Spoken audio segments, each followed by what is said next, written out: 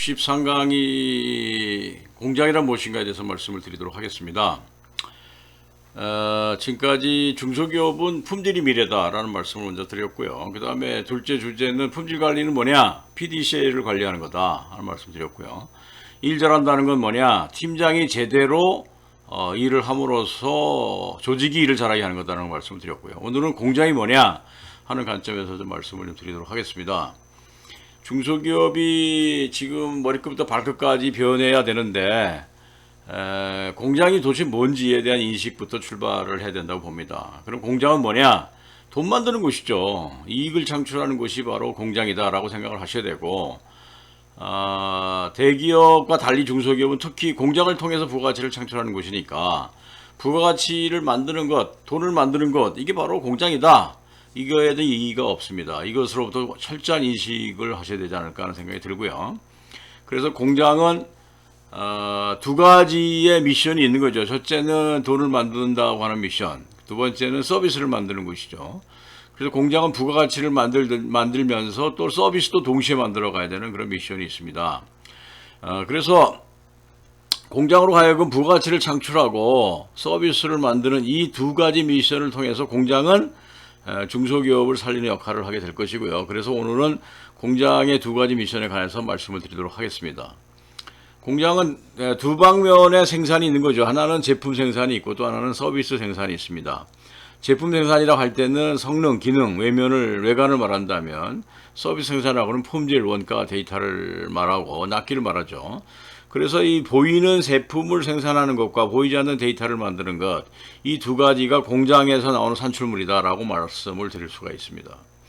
그래서 보이는 제품에는 성능, 기능, 외관이 있죠. 그 성능, 기능, 외관은 결국은 작업자의 몫입니다. 작업자가 표준을 이해를 하고요. 표준을 지켜줘야 되고요. 그 다음 표준에 대한 철저한 실행을 통해서 제품이 만들어지는 것입니다. 그러면 관리자는 그 작업자가 제품을 잘 만드는지 과정을 확인을 하고, 그리고 그 과정 속에서 나타난 문제를 개선함으로써 온전한 제품이 만들어지는 것이고, 결국은 이 제품을 만드는 것에 대한 책임은 작업자한테 있다. 작업자의 몫이다. 이렇게 말씀을 드릴 수가 있습니다. 반면에 서비스를 생산한다는 측면에서 보면은 품질과 원가와 납기가 결국은 그 서비스의 3대 요소인데, 이 데이터를 만드는 것은 누구의 몫이냐? 관리자의 몫입니다. 관리자가 표준을 만들고 제정을 하고요. 작업자 교육을 시키고, 그리고 문제를 발굴하고, 그리고 개선안을 도출하고요. 그 다음에 협력을 유도해내고요. 그렇게 해서 만들어진 데이터의 지표를 보면서 정확하게 현상을 파악함으로만 해서 QCD 경쟁력을 만들어가고 고객 만족을 증대시켜 나가는 활동을 하는 것이죠. 이것이 바로 뭐냐? 서비스를 생산해 가는 것입니다. 제품은 보이는 것이지만 서비스는 보이지 않는 거예요. 그러나 보이지 않는 서비스나 데이터는 축적이 되는 것이고, 제품을 만들어서 팔면 없어지는 것입니다. 그래서 회사의 자산은 데이터다. 그런 측면에서 볼 때 이 서비스를 생산한다고 하는 것은 기업의 지속 성장을 하는 데 있어서 대단히 중요한 요소라고 말씀을 좀 드릴 수가 있습니다. 그래서 조직은 또 세 개의 계층으로 되어 있죠. 경영자가 있고 관리자가 있고 실행자인 그 직원들이 있습니다. 그럼 실행자인 직원은 테크니컬 스킬을 갖춰야 됩니다. 직무 수행 능력이라고 할 수 있고, 관리자는 휴먼 스킬이죠. 사람을 관리하는 능력. 그 다음에 경영자는 컨셉트한 스킬이라고 얘기합니다. 경영자는 통찰력, 판단력, 종합력을 말하죠. 결국은 방향을 설정한다든지 목표를 제시한다든지, 그 다음에 열매를 창출하는 일을 하는 것이고, 결국은 자원을 배분을 어떻게 할 것인가 하는 문제를 책임지는 것은 경영자의 몫입니다. 반면 관리자는 사람과의 관계와 사람을 관리하는 것인데, 원칙을 세우고요. 그 다음에 계획을 수립하고, 그리고 문제를 해결하고, 실행하는 과정에 발생하는 여러 가지의 프로세스라든지 또는 문제점을 개선하면서 표준을 설계해가고, 또 작업자를 교육을 시키고, 그래서 과정을 관리하는 것은 누구의 몫이냐? 관리자의 몫입니다. 사원은 직무 수행을 통해서 결과를 만드는 사람들이죠. 원칙을 가지고 룰을 지키되 실행을 통해서 제품이라고 하는 결과물을 만들어냅니다. 그래서 목표와 표준을 이해해야 되고요. 원칙을 지켜야 되고요. 그래서 관리 작업자는 5대 특성에 대한 교육과 스킬을 갖춰야 됩니다. 제품을 이해를 해야 되고요. 공정을 이해해야 되고요. 그 다음에 설비를 이해해야 되고요. 품질을 이해해야 되고, 그 다음에 사람 특성을 이해하는 것이 대단히 중요합니다. 그래서 사원들의 5대 직무 특성에 관한 것이 중요하다고 말씀을 드릴 수 있겠고, 이런 사원들이 직무를 수행하는 과정상에 발생하는 문제점, 과정상의 진도, 그리고 과정상에 일어나는 여러 가지 에러를 해결하는 것은 관리자의 몫이고요. 그 관리자들이 중장기적으로 올바른 일을 하도록 방향을 제시하고 목표를 주고 자원을 안배하고 배워하는 것은 또 경영자의 몫이라고 말씀을 드릴 수가 있겠습니다.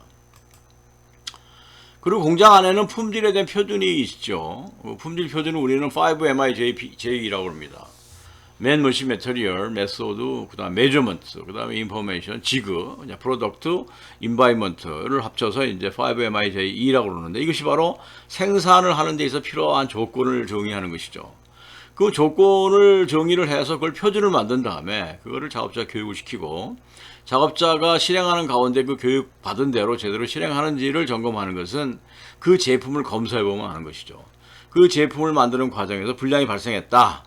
그럼 발생한 불량이 표준이 잘못된 거냐, 작업자가 교육을 받았는데 제대로 이수를 못한 거냐, 이런 측면에서 볼 때 작업자의 역할은 교육받은 대로 표준을 실행을 하고 그 방법대로 실행했는지의 문제가 되겠고요. 그건 작업자의 문제인 것입니다. 근데 한편으로는 작업자는 제대로 했는데 표준이 잘못된다든지 기준이 잘못돼서 생기는 문제다. 그러면 그 표준을 수정하고 개정하고 보완하는 것은 또 관리자의 몫입니다. 따라서 표준을 지킨다고 하는 것은 결국은 작업자가 지키는 측면이 하나 있고 관리자가 표준을 만들어서 그걸 실행시키는 측면이 있습니다. 이 두 가지가 조건이 잘 맞춰졌을 때 품질 관리를 한다고 얘기할 수 있겠고, 이것이 공장에서 이루어지는 일입니다. 그리고 공장에는 또 일상 업무가 있죠. 일상 업무를 보면은 결국은 최종 골은 이익을 창출하는 것입니다. 근데 고객 만족을 시키고 이익을 창출하는 것이 하늘에서 뚝 떨어지는 게 아니고요. 일상 업무 중에서 만들어지는 것인데, 그 일상 업무는 수순이 있죠. 종업원이 일하는 태도나 자세가 잘 지켜져야 되고요. 그 다음에 OS를 통해서 기초질서와 기본 준수가 돼야 되고요. 그리고 이 기초질서와 기본 준수가 일상 업무 중에서 잘 지켜지는지 일일결산, 주간결산, 월간결산이라는 활동을 해야 되는 거고요. 그 결과로서는 품질이라든지 원가라든지 납기라는 형태로 결과가 나타납니다. 이거를 현장에서는 수불, 수율, 효율을 관리함으로써 알 수가 있습니다. 이것이 제대로 됐을 때 결과적으로는 고객 만족하는 차원에서 납기라가 지켜지고 계획이 지켜지고요. 회사 입장에서는 결국은 이익이 만들어지고 매출이 달성이 되고요. 원가가 내려가는 이런 형태가 나타나는데, 이것이 공장에서 일어나는 일상활동의 내용에서 나타나는 것이다, 이렇게 말씀을 드릴 수 있습니다. 또한 공장은 두 개의 흐름이 있습니다. 하나는 현물의 흐름이 있고 또 하나는 정보의 흐름이 있어요. 현물의 흐름은 창고 속에 입고된 자재가 생산에 흘러들어서 완제품이 만들어진 과정에서 흘러가는 흐름을 우리는 현물의 흐름이라고 얘기하고 있고요. 또 정보의 흐름이 있습니다. 고객으로부터 오는 정보를 근간으로 해서 계획을 수립이 되고 그 계획에 의해서 작업 지시가 되고 그 지시된 대로 또 현물은 흘러가게 되어 있습니다.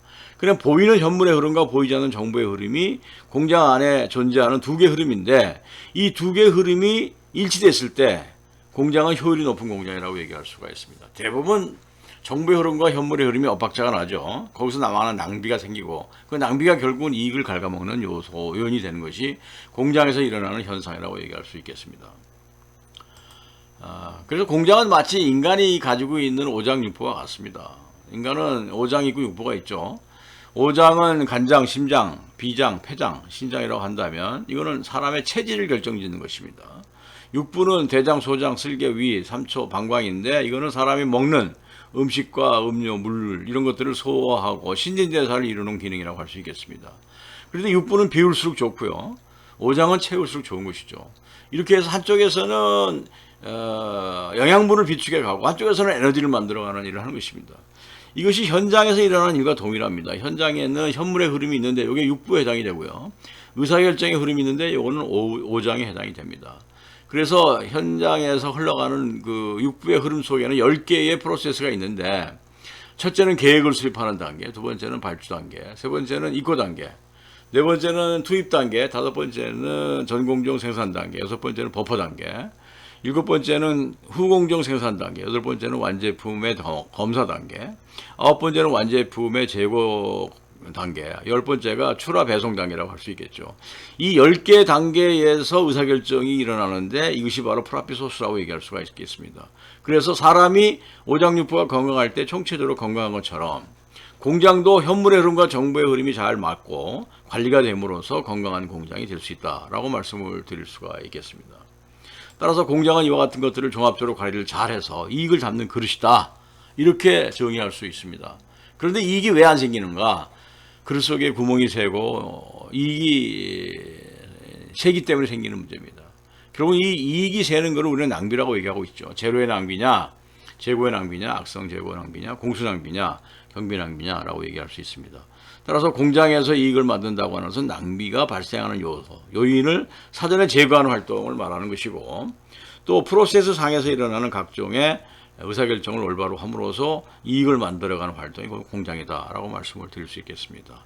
오늘은 공장은 이익을 창출하는 그런 곳이고 또 서비스를 창출하는 곳으로서 양대 축이 잘 이루어짐으로써 지속성장 요건을 만드는 것이 공장이라 하는 관점에서 말씀을 드렸습니다. 감사합니다.